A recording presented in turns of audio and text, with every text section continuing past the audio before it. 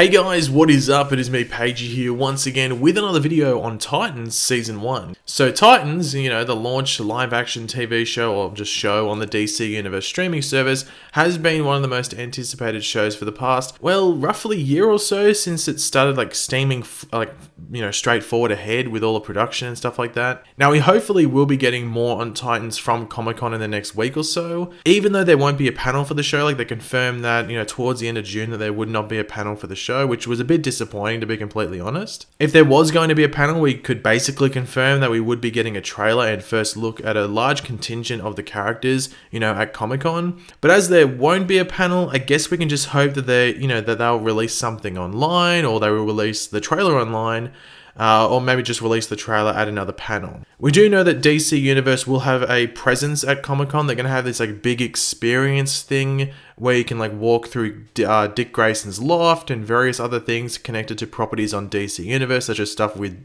Doom Patrol, Swamp Thing, Harley Quinn's animated show and stuff like that. So there is at least a platform to show the trailer over and over and over again if they do want to release it. But in this video, we will be going over some big details regarding episode 1, which some of you may have already heard, as they are around 2 weeks old, which is my bad on not talking about them sooner. But as some of you would have known, I was busy moving, so this information came out during that process.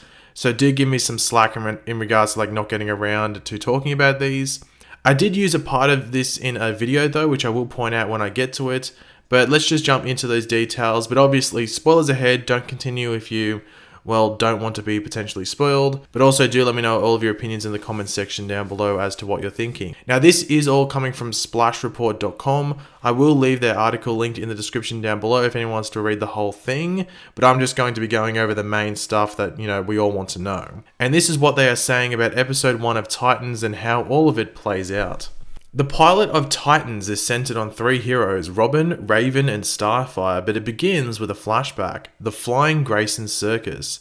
This flashback is used as both a primer to the backstory of Dick Grayson and an introduction to Rachel Roth. It does a respectable job at making the audience understand Robin's character, akin to that of Bruce Wayne in the Batman films. It also gives a robust taste of what's to come with Raven, highlighting her unstable psyche and untapped power. However, the rest of the pilot is structured and very much around the individual heroes. Each first act begins with a chyron separating the protagonists from each other.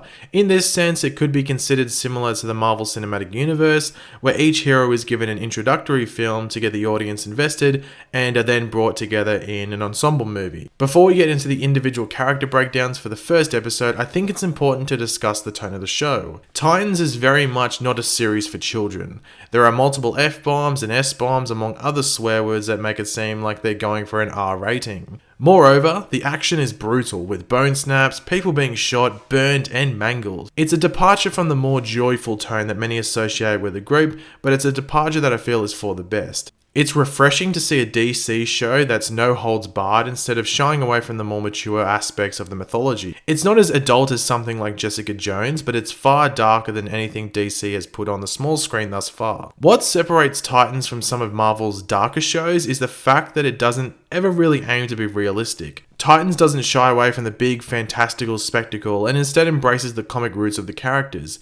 We can have a realistic Robin fight scene, but we can also have Starfire blasting away goons with a burst of fire. It's a mixture of realism and fantasy that I think works great. Robin is the first character we are introduced to. At this stage in his life, decades after the Flying Grayson incident, Dick Grayson is in a terrible place. It's not the Robin many of you are accustomed to. He doesn't work with Batman anymore after growing to hate him and leaving Gotham for San Francisco. He'll sometimes see a shadow of Batman only to turn around and realize it's his own. He's afraid of becoming like Bruce. Nevertheless, he still wears the Robin suit instead of a Nightwing costume. In this iteration of the character, Grayson has taken up the career of being a detective on the police force. We are introduced to some of the series' side characters like Detective Roebuck and Wolf, and we also notice Grayson's plain apathy towards them. See, Robin doesn't work with people anymore. After what Batman did to him, he shut himself off from any relationships, absorbing himself in his work. It's an exciting choice for the character, and his development throughout the season will be one of its central pillars. We also get a glimpse into the action of the show, which looks to be phenomenal. From there, we are taken to the next chyron, Raven. Here we get a more extensive look into the character of Rachel Roth than in the cold open. We get to see more of her mother, Angela, an insomniac trying to manage taking care of a problematic child like Raven. It's been difficult. Raven's powers are also given some spotlight early on, highlighting a deeply disturbed, almost demonic individual residing inside of her. Rachel's neighbours are well aware of her strangeness, as are her classmates, who regularly bully her. It's clear that Raven's relationships at school are going to be a big part of her story moving forward. It is also within this act that we are introduced to one of the main antagonists of the story, the Acolyte, a mysterious hitman whose intentions and superiors are unclear,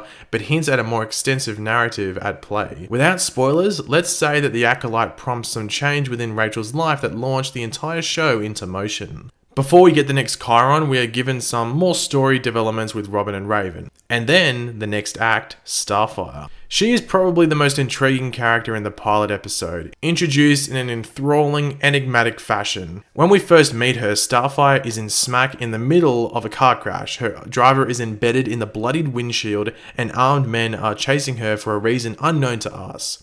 Also, I think this is a good time to mention her outfit and appearance. Now, this is what I went over in that video from about a week or so ago. As the recent set photos have caused some controversy amongst fans, Starfire is introduced to us the night after a disco party. The reason she looks like someone out of a 1970s club is that she was at one. Her dress and hairstyle aren't part of her usual look, so everyone needs to relax a bit and wait for the official image. Okay, back to the story. On the escape, Starfire finds out that she has multiple passports and can speak multiple languages. The identity of this woman is an absolute mystery.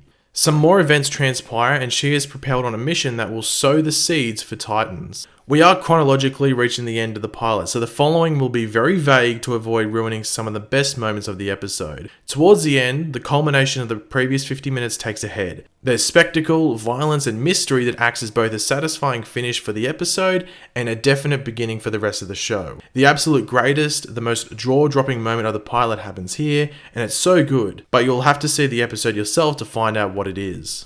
Now, for me personally, this sounds really good. Obviously, there will be a few changes, most likely from what we have, what we see here or hear here from Splash Report, to what we get to see from Titans whenever the show and like DC Universe decide to drop and launch, which is the usual with advanced pilot screeners to the pilot that actually airs on TV or the streaming service. But those changes won't be all that big. The thing that gets me most excited is them going for that R rating, but not trying to be all too realistic with everything that is going on in the show.